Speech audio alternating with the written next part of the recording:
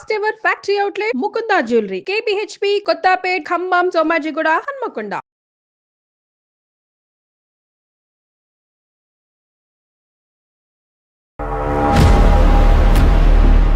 తను ఇంకొక FIR maintain చేస్తున్నాడేమో అని నా డౌట్ సార్. బయట అయితే పడట్లేదు.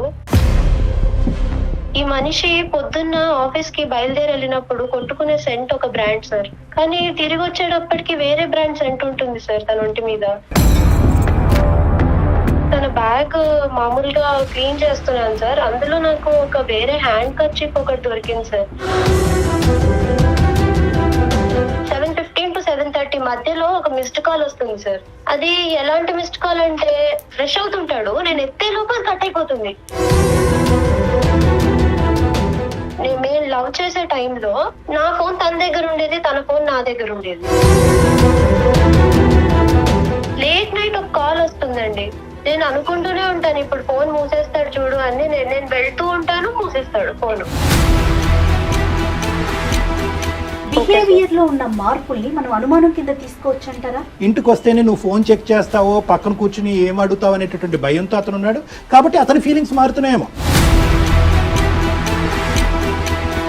నాకు మాట్లాడే అవకాశం ఇవ్వట్లేదు, తను నాతో కూర్చోట్లేదు. నేను ఏదైనా చేస్తే తప్పు, నేను మాట్లాడితే చిరాకు పడతాడు.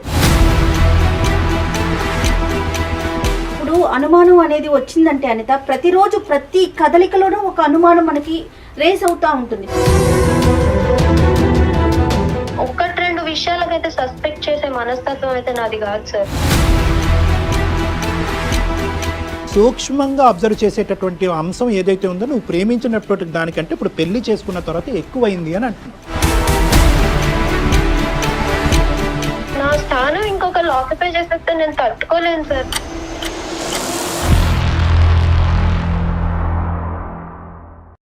వెల్కమ్ టు అందమైన జీవితం. నమస్తే కళ్యాణ్ గారు. నమస్తే జయ గారు. నమస్తే కళ్యాణ్ గారు. ఎన్ని మెసేజెస్ అంటే, కింద ఎన్ని కామెంట్స్ అంటే చాలా సంతోషం అనిపిస్తూ ఉందండి. ఎవరో ఒక ఇష్యూని మన దగ్గర పెడుతున్నారు, మీరు ఒక సలహాని సూచనని అందిస్తున్నారు, ఒక ప్రణాళికని వేసుకోండి అని చెప్తున్నారు. దానికి ఎంతోమంది వాళ్ళ ఒపీనియన్ని మనతో పాటు షేర్ చేసుకొని, ఎవరైతే బాధితులు ఉన్నారో అంటే ఎవరైతే కాల్ చేస్తున్నారో వాళ్ళని ఓన్ చేసుకొని వాళ్ళకి తోచిన విధంగా ప్రజల్లో నుంచి వచ్చే రెస్పాన్స్ చూస్తుంటే చాలా సంతోషం అనిపిస్తుంది. అవునండి. సో ఒక మంచి ప్రోగ్రామ్ చేస్తున్నామన్న ఫీల్ నాకైతే కలుగుతూ ఉందండి. సేమ్ హియర్ అమ్మా, సేమ్ హియర్. మనలాంటి వాళ్ళు ఒక్కటే మాట్లాడటం కాదమ్మా, ప్రజలు వాళ్ళ అనుభవాలు బట్టి లేదంటే వాళ్ళ మనసుకు తోచినటువంటి అంశాన్ని అక్కడ పెడితే కనుక ఇక్కడ ఉండే బాధితులు ఎవరైతే ఉన్నారో వాళ్ళకి ఉపయోగపడుతుంది. అలాంటి వ్యక్తులు ఎవరైనా ఉంటే కనుక అది నిజంగా ప్రోత్సాహకరం. Thank you, please continue the same అండి. కాల్లోకి వెళ్ళిపోతాం. వెస్ట్ గోదావరి నుంచి అనిత అనే ఒక అమ్మాయి నాకు మెయిల్ చేశారు కళ్యాణ్ గారు. లవ్ మ్యారేజ్ చేసుకుంది అమ్మాయి. పెళ్ళి బహుశా ఒక సంవత్సరంన్నర అవుతున్నట్లుందండి. అనుమానం తన మెయిల్ని బట్టి నాకు అర్థమైన విషయం అది. కొన్ని పాయింట్స్ కూడా తను చెప్పిందండి, మీ ముందు ఉంచుతానంది. మరి తనకి నేను కాల్ చేసేయమంటారా? తప్పకుండా. ఈ మెయిల్స్ ఇవన్నీ చెక్ చేయడం కోసం సపరేట్ ఒక టీమ్ని అరేంజ్ చేసుకోవాల్సిన పరిస్థితి వచ్చిందండి. అంటే అన్ని మెయిల్స్ వచ్చేస్తా ఉన్నాయి మనకి పబ్లిక్ నుంచి. వీటన్నింటికంటే నాకు ఎక్కువగా సంతోషం అనిపిస్తున్న విషయం ఆడియన్స్ రియాక్షన్ అండి. రెస్పాన్స్ చాలా బాగుంది. వాళ్ళకు తోచిన విధంగా వాళ్ళు సలహాలు ఇవ్వటం.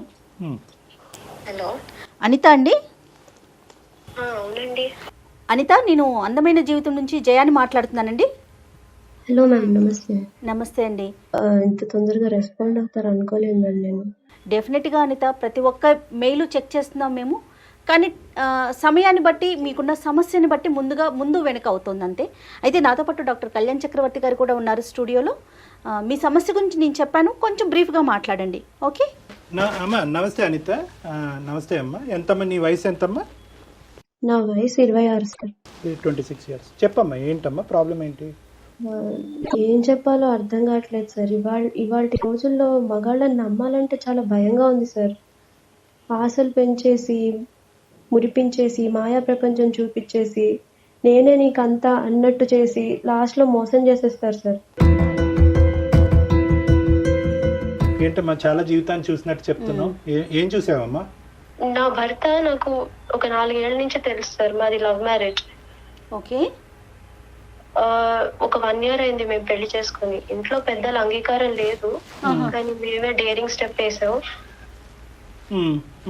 ఏం ఫస్ట్ చేస్తా లో అంతా బానే ఉండేది సార్, చాలా అపురూపంగా చూసుకునేవాడు నన్ను. నాకు అనిపించేది నేను చాలా రైట్ డెసిషన్ తీసుకున్నాను అని. అంటే అప్పుడు ఎదిరించి చేసుకున్నా గానీ నేను చాలా ప్రౌడ్ గా ఫీల్ అయ్యేదాన్ని సార్ ఆ విషయం మీద. ఏం చేస్తుంటారు అనిత మీ హస్బెండ్? మా హస్బెండ్ ఒక సాఫ్ట్వేర్ కంపెనీలో వర్క్ చేస్తారు. మీరు?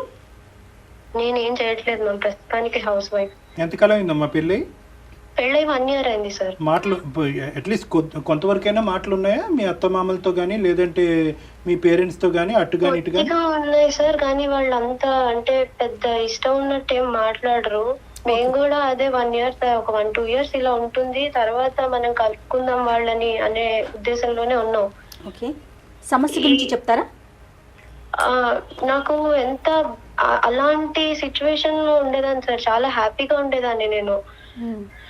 చెప్పినా ఏంటి సమస్య? చెప్పినా ఏమైంది? తను ఇంకొక ఎఫ్ఐఆర్ మెయింటైన్ చేస్తున్నాడేమో అని నా డౌట్ సార్. బయట అయితే పడట్లేదు. నాకు ప్రతి ఇన్స్టెన్స్ లోను 3 months నుంచి అసలు గ్రాడ్యువల్ గా ప్రతి ఇన్స్టెన్స్ లోను నాకు అదే కనిపిస్తోంది. ఈ మనిషి పొద్దున్న ఆఫీస్ కి బయలుదేరి వెళ్ళినప్పుడు కొట్టుకునే సెంట్ ఒక బ్రాండ్ సార్, కానీ తిరిగి వచ్చేటప్పటికి వేరే బ్రాండ్ సెంట్ ఉంటుంది సార్ తన ఒంటి మీద. స్మెల్ మారుతుందమ్మా, అంటే అది ఆబ్వియస్లీ. ఈవెన్ స్వెట్ స్మెల్ ఉన్నా గానీ నాకు అంత అనుమానం రాదేమో సార్, కానీ వేరే బ్రాండ్ స్మెల్ ఉంటుంది సార్. ఓకేనా?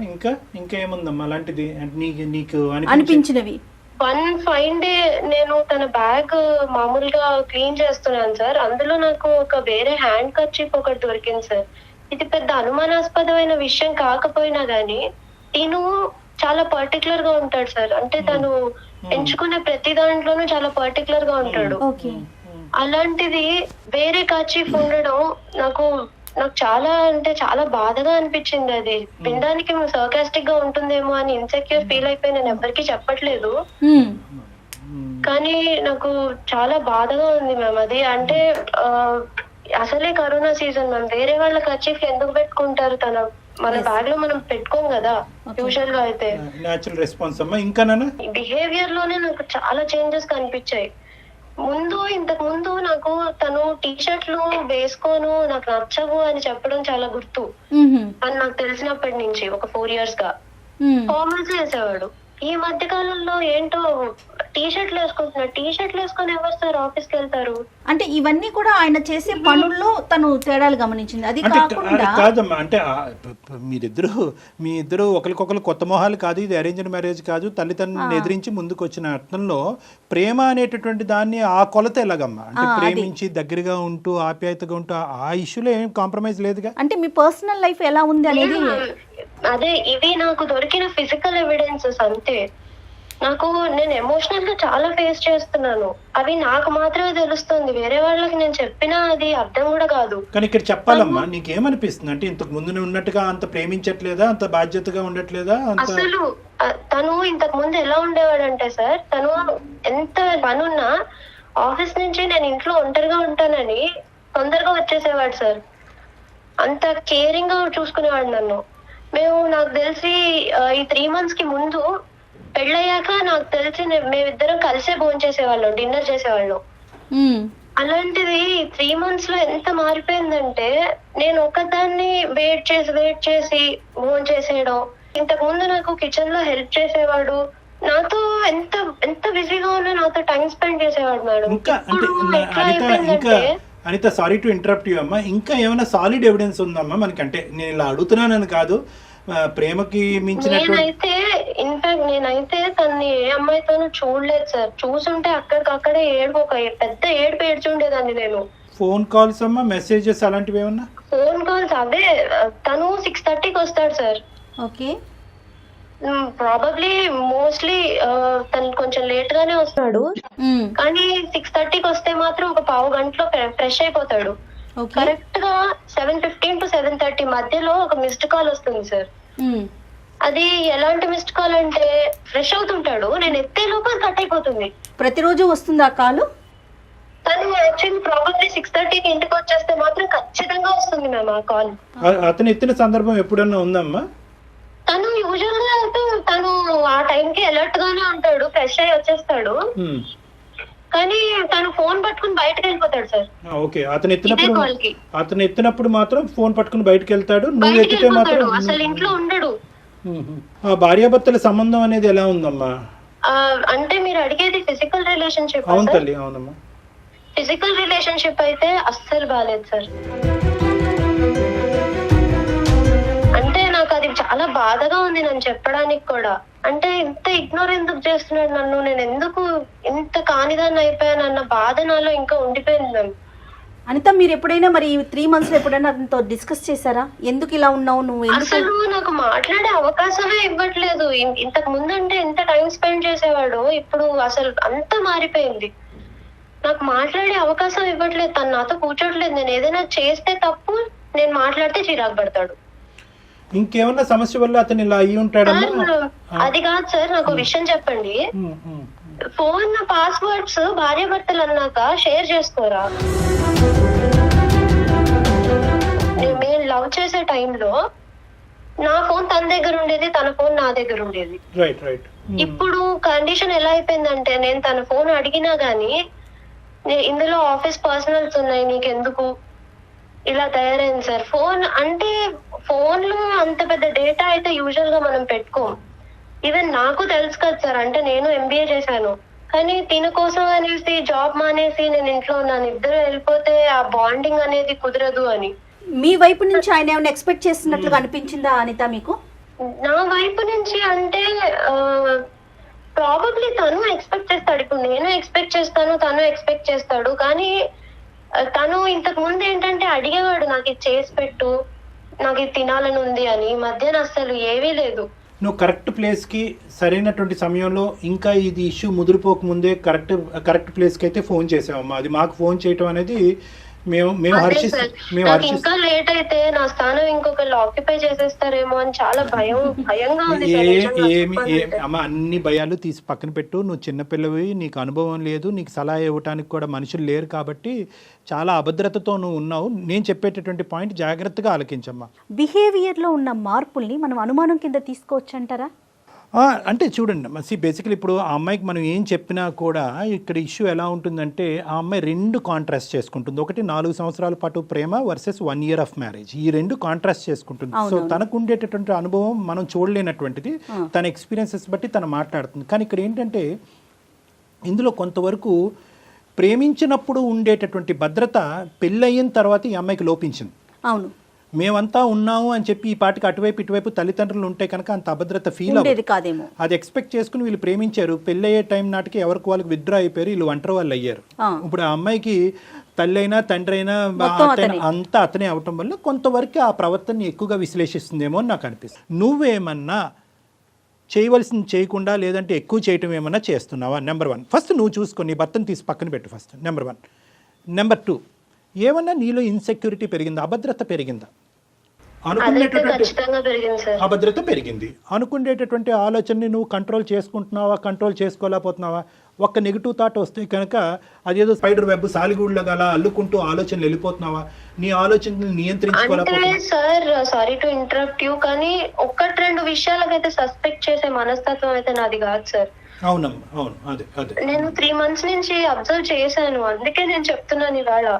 కానీ ఇప్పుడు ఒకటి ఏంటంటే నాన్న, ఇప్పుడు ఇంతకు మించి అబ్జర్వ్ చేయలేదని నేను చాలా ఈజీగా అనొచ్చు, కానీ అంతకు మించి అబ్జర్వ్ చేయడానికి అవకాశం లేదేమో కదా సార్ అని అనొచ్చు నువ్వు. అంటే ఇదంతా ఇంటి బయట ఎవ్రీ మూవ్ ని మనం సస్పెక్ట్ చేయలేము కదా సార్. అంత అబ్జర్వేషన్ అయితే నేను పెట్టలేను సార్.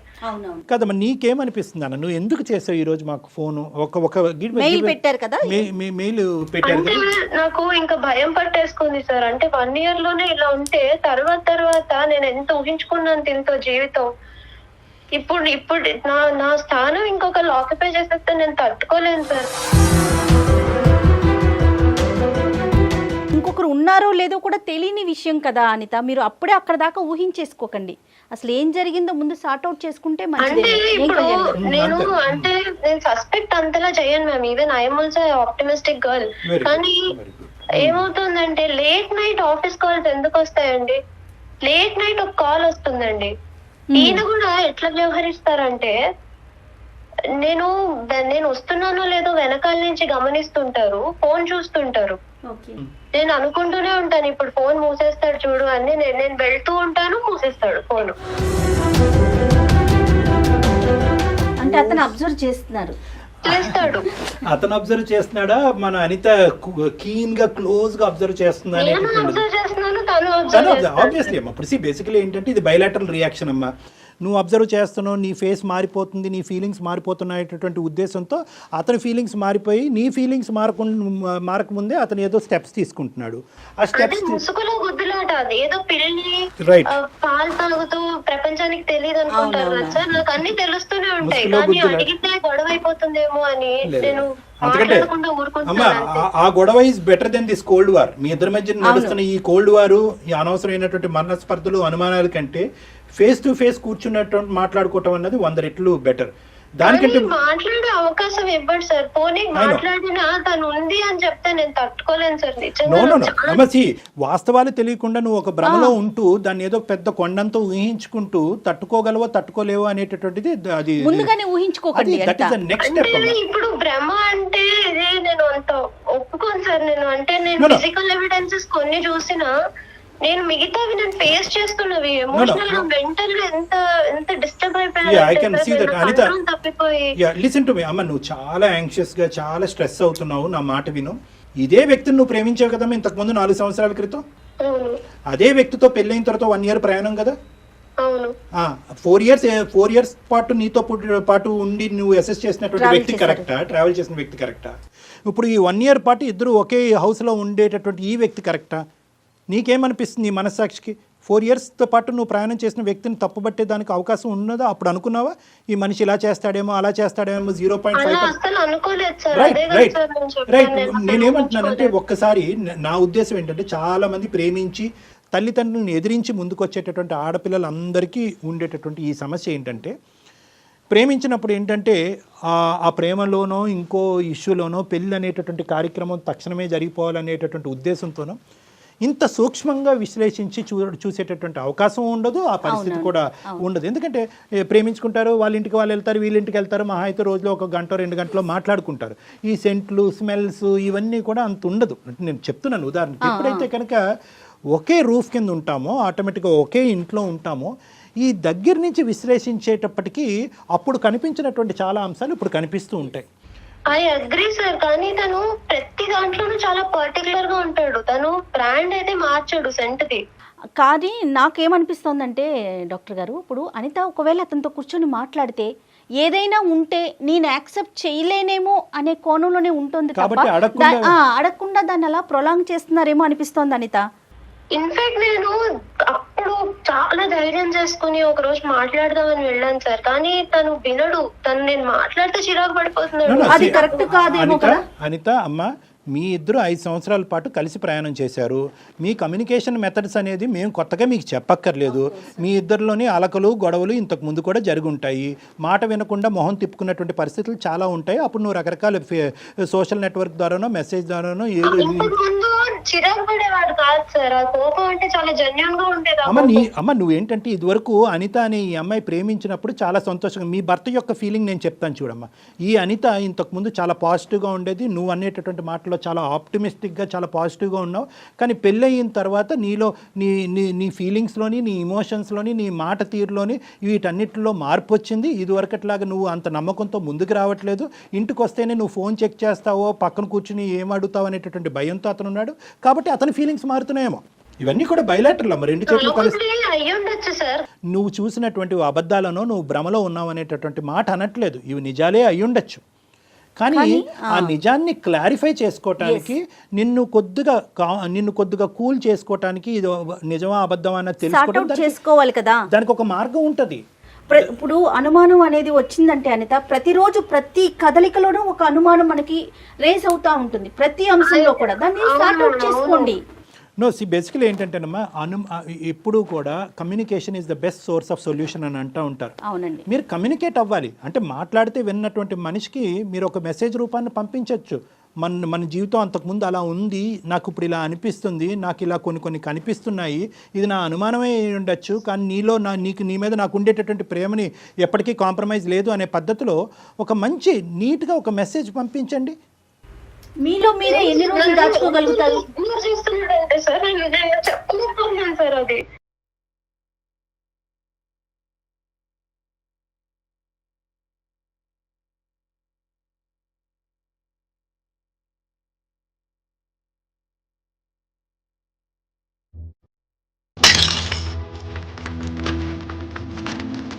నాకు అంటే ఏదో నాకు ఎన్ని రోజులు ఈ 3 months నుంచి ఏదో వండి పెట్టేస్తున్నాను, కట్టే తెచ్చే టైప్ లో ఉండింది. ఏదో డ్యూటీ చేస్తున్నట్టు చాలా బాధగా ఉంది మ్యామ్. అమ్మ, ఇంకా నువ్వు- నేను బాధపడకండి అంత.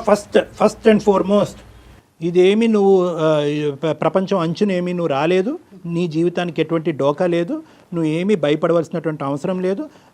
మా టీము అందమైన జీవితం ఎప్పటికి కూడా నీకు సపోర్టివ్గా ఉంటుంది. నువ్వు ఎప్పుడైనా కాల్ చేసి మా దగ్గర సలహా సూచన నువ్వు తీసుకోవచ్చు. We are there with you. So number 1 అది గుర్తుపెట్టుకో. ఎందుకంటే మాకుండే అనుభవం కానీ మాకుండేటటువంటి ఎక్స్పీరియన్స్ బట్టి కానీ కేవలం నీకు ధైర్యం చెప్పడం గురించే కాకుండా కరెక్ట్ మెథడాలజీ పాత్వే ఏంటి అన్నది కూడా మేము చెప్పగలం. ఎగ్జాక్ట్లీ అండి. యాజ్ ఆఫ్ నౌ నేను చెప్పేది ఏంటంటే, నువ్వు చూసినటువంటిది బహుశా అది భ్రమ అయి ఉండొచ్చు, నిజమై ఉండొచ్చు. ఆ ఆస్పెక్ట్ తీసి పక్కన పెడదాం. ఒకప్పుడు అది నిజమైతే కనుక ఆ నిజం ప్రొలాంగ్ అవ్వకుండా తాత్కాలికంగానే అది ముగించేటటువంటి విధంగా నువ్వేం చేయాలి అనేటటువంటి సలహా కూడా మేము ఇవ్వడానికి రెడీగా ఉన్నాం. ఫస్ట్ అండ్ ఫార్మోస్ట్ ఏంటంటే, ఈ ఆలోచన శైలితో నిజంగా మీ హస్బెండ్ నిన్ను హేట్ చేసేటటువంటి పరిస్థితి తెచ్చుకోవద్దు. ఇది ప్రైమరీ టాస్క్, గుర్తుపెట్టుకో. చాలామంది ఈ ప్రేమించినటువంటి ఆడపిల్లలు చిన్న వయసులోనే చెప్పకండి సార్, నాకు ఇప్పటి నుంచే చాలా భయంగా ఉంది.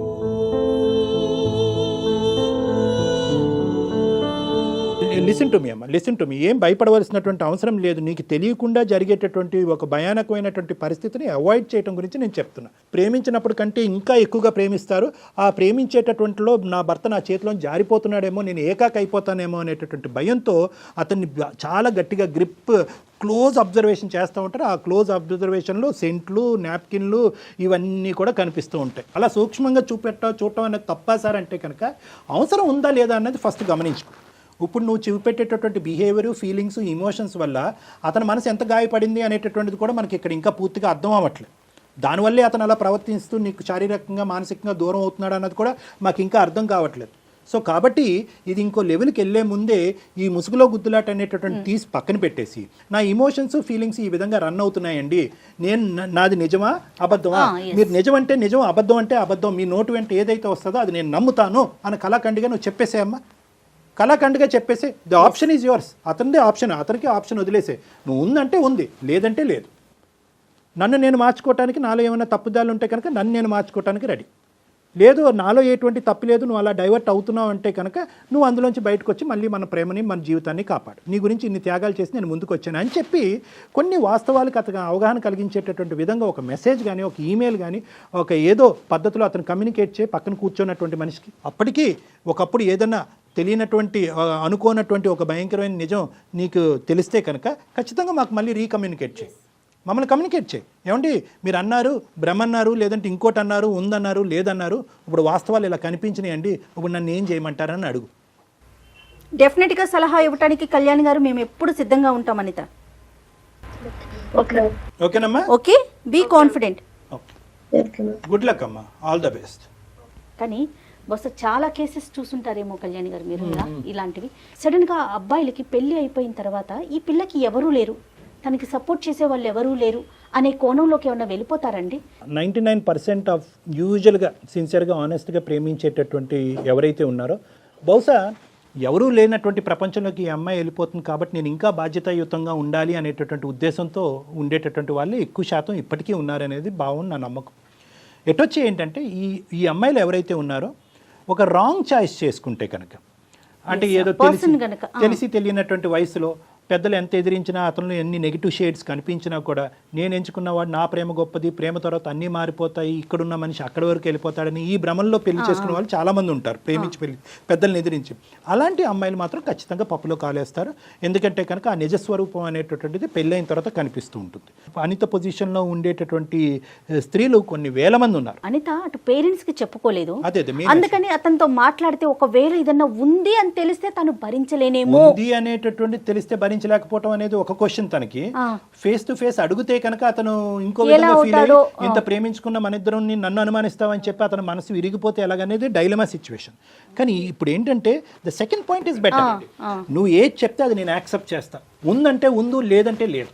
చెప్తారా కళ్యాణ్ గారు? అంటే ఒకటమ్మా, వాళ్ళ ప్రేమ ఏ స్థాయిలో ఉంది, ఎంత ఫౌండేషన్ మీద ఉంది అనేటటువంటిది ఆ భావం. ఎందుకంటే ఆ అబ్బాయిని మనం చూడలేదు, ఆ అబ్బాయితో మాట్లాడలేదు, ఆ అబ్బాయి ఈ అమ్మాయి ఫీలింగ్స్ ఇమోషన్స్ వల్ల ఎంత మానసికంగా సఫర్ అవుతున్నాడు అన్నది మనం చూడలేదు. సో ఇవన్నీ చూడనప్పుడు మనం ఇవ్వగలిగేది ఏంటంటే, అమ్మ ఎదిరించమ్మా, అడుగమ్మా, గట్టిగా అడిగితే కనుక ఇలాంటి బయటకు వస్తాయనేది ఈ అమ్మాయికి మనం సలహా ఇవ్వలేము. ఇది చాలా డెలికేట్ ఇష్యూ, ఒక చేతితో చప్పట్లు కొట్టలేనటువంటి ఇష్యూ ఇది. కాబట్టి మనం ఏమంటున్నామంటే, throw the ball into his court. ఏదైతే ప్రేమతో అందరినీ ఎదిరించి పెళ్లి చేసుకున్నారో అదే ప్రేమతో నిజాన్ని రాబట్టు అని చెప్తున్నాం మనం ఈ అమ్మాయికి. ఎగ్జాక్ట్లీ అండి, ఎగ్జాక్ట్లీ. సూపర్ కళ్యాణ్ గారు. మరి ఇంకో కాలర్తో మళ్ళీ కలుద్దాం. నమస్తే అండి. నమస్తే.